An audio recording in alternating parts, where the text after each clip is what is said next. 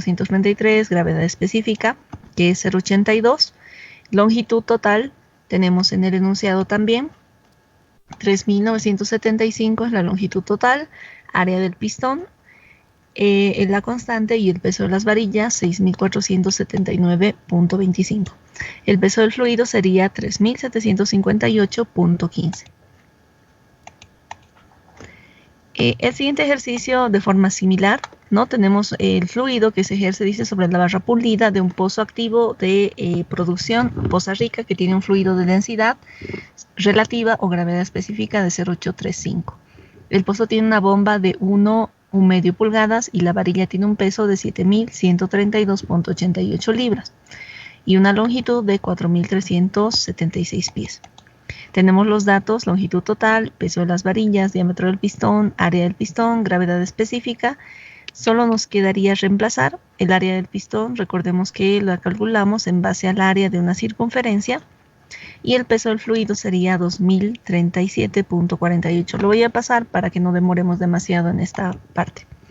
Vamos a la siguiente o al siguiente factor que ejerce peso sobre la barra pulida: la carga por fricción. Hemos hablado de que las fuerzas de fricción siempre van a ser contrarias al movimiento.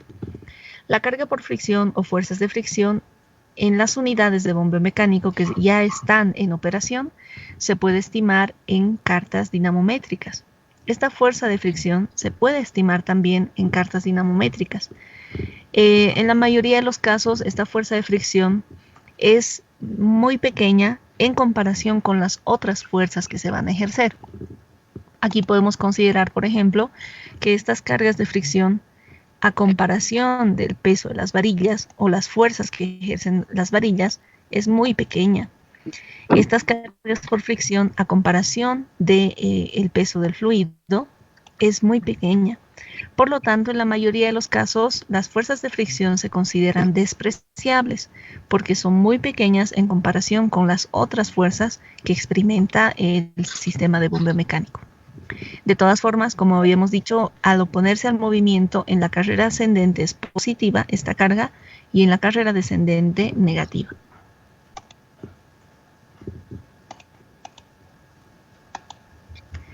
Cargas máximas y mínimas sobre la barra pulida. Podemos tener ecuaciones que van a sumar todas estas cargas que se presentan: peso de las varillas, cargas por aceleración, flotación, peso del fluido y las cargas por fricción. Recordemos que en las cargas máximas se considera el peso del fluido y en las cargas mínimas no.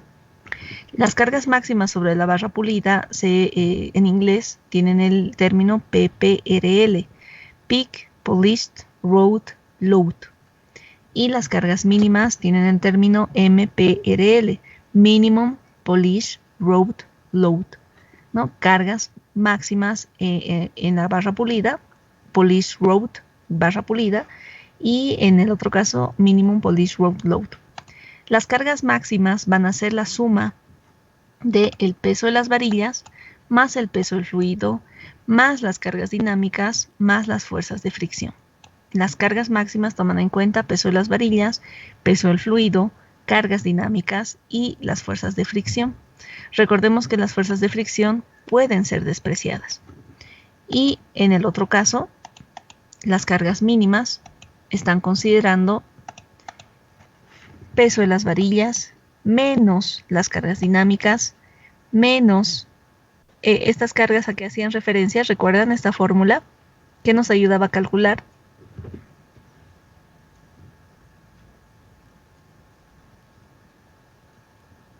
Empuje, ¿recuerdan? El empuje y las fuerzas de fricción. El signo, como podemos ver, es diferente para las cargas mínimas y las cargas máximas, ¿no? Por ejemplo, ¿sí? Bueno, el empuje también sería eso, ¿no? Empuje, sí, exacto, el empuje. Entonces, podemos ver, ¿no? El peso de las varillas en las cargas máximas siempre es positivo. El peso de las varillas siempre es positivo, tanto en las cargas máximas como en las cargas mínimas. Las fuerzas del peso del fluido también es positivo porque se dirige hacia abajo y solo se presenta en las cargas máximas. El peso del fluido no está presente, como podemos ver en la ecuación de las cargas mínimas.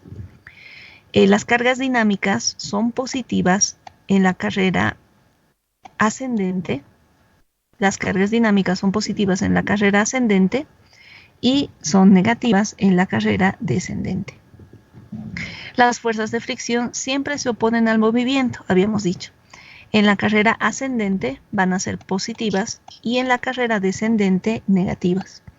Estoy relacionando las cargas máximas con la carrera ascendente. Relacionamos las cargas máximas con la carrera ascendente y las cargas mínimas las relacionamos con la carrera descendente. Entonces, habíamos mencionado ya los signos que tienen cada una de estas cargas en cada carrera. Recuerdan que hemos hecho una tabla y hemos mencionado cada una de las cargas y en cada carrera ascendente, descendente, si son positivas, si son negativas. ¿Recuerdan? Hemos hecho una tabla así, ¿no? En base a esta tabla estamos analizando o relacionando la carrera ascendente con las cargas máximas y la carrera descendente con las cargas mínimas. En la carrera ascendente vamos a tener todas las cargas exceptuando la fuerza de empuje. En cambio, en la carrera descendente vamos a tener todas las cargas menos el peso del fluido. No vamos a considerar el peso del fluido. Los signos corresponden a la dirección de la fuerza. El peso de las varillas siempre va a ser positivo porque siempre va hacia abajo. El peso o las cargas dinámicas son negativas. La fuerza de empuje es negativa dado que va hacia arriba, ¿no? La fuerza de empuje, y las de fricción en las cargas mínimas negativa porque se oponen al movimiento. ¿Alguna pregunta hasta ahí?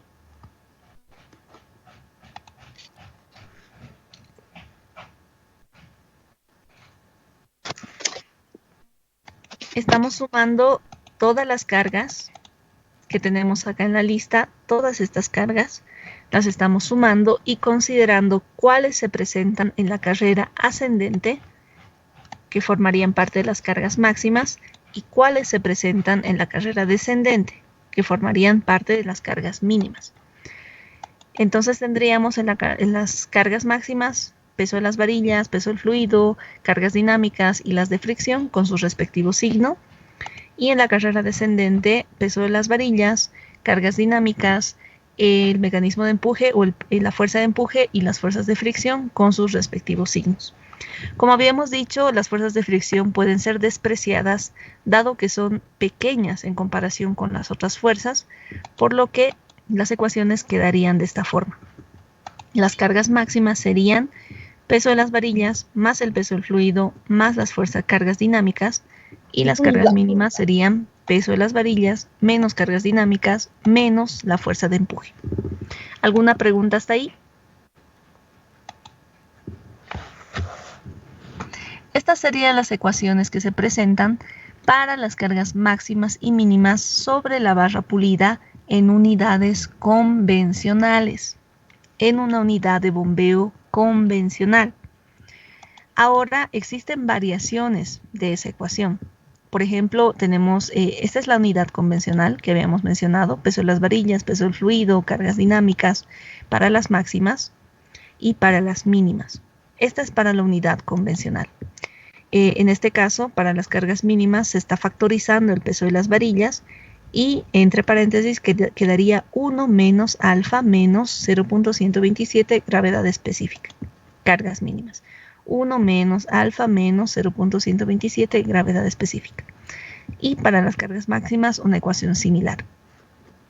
Como les mencionaba, esta es la ecuación de cargas máximas y mínimas sobre la barra pulida para una unidad convencional. Para las otras unidades la ecuación cambia ligeramente. Para una unidad aerobalanceada, las cargas máximas van a ser igual a peso del fluido más el peso de las varillas por 1 más 0.7 alfa. Recordemos la unidad convencional. Esta es su ecuación. No tiene este factor 0.7 que adiciona la unidad aerobalanceada. Para una unidad convencional es fluido, varillas por 1 más alfa. En cambio acá tenemos fluido varillas 1 más 0.7 alfa en una unidad aerobalanceada. El 0.7, ¿de dónde viene? ¿Puede leerlo, por favor? Choque Roberts. Está bien, Inge. El 0,7 es porque esta unidad utiliza únicamente el 70% de la aceleración para revertir la carrera de la varilla pulida comparada con la unidad convencional. Gracias. ¿De dónde viene este 0,7? Nos dice que se considera que la unidad aerobalanceada solamente utiliza el 70% de la aceleración que utiliza una convencional, ¿no? Es decir, esta aerobalanceada solo utiliza el 70% de lo que utilizaría una unidad convencional para poder revertir la carrera de la varilla pulida comparada a una unidad convencional. Por eso introducimos este término o este número de 0.7. En las cargas mínimas, algo similar. Recordemos las cargas mínimas para una unidad convencional. 1 menos alfa menos la constante por la gravedad. Aquí tenemos 1 menos 0.3, 1.3, ¿no? Es un factor que se adiciona.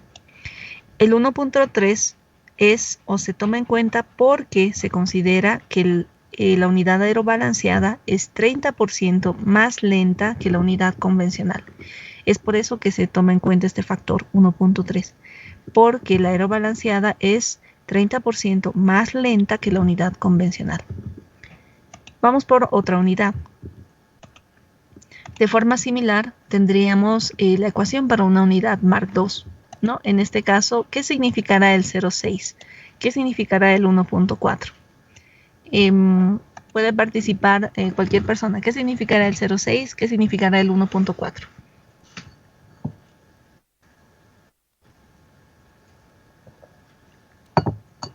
Y que ¿Sí?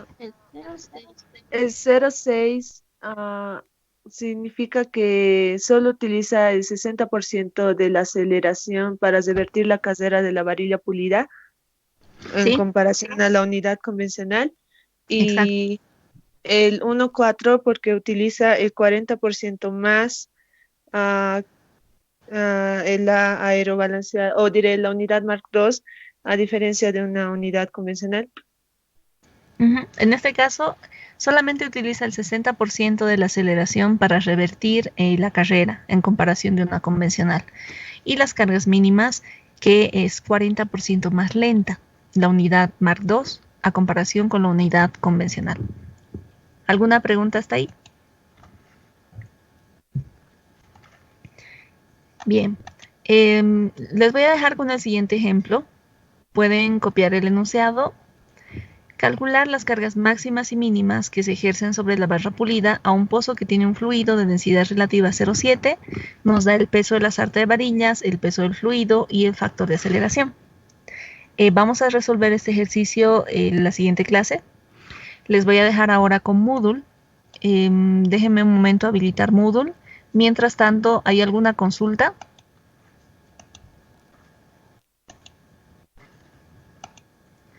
Mientras habilito el Moodle, ¿hay alguna pregunta?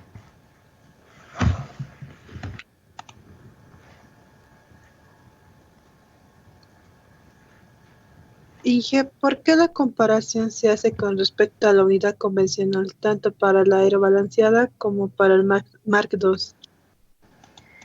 La unidad convencional, como ha sido la primera que se ha propuesto, ¿no? Una de las más antiguas, una de las primeras que ha sido propuesta, las ecuaciones que se tiene han sido deducidas en base a esa unidad. Las siguientes unidades son propuestas posteriores y estas propuestas se las ha ido comparando siempre con la primera, ¿no? Gracias, Inge. ¿Alguna otra pregunta?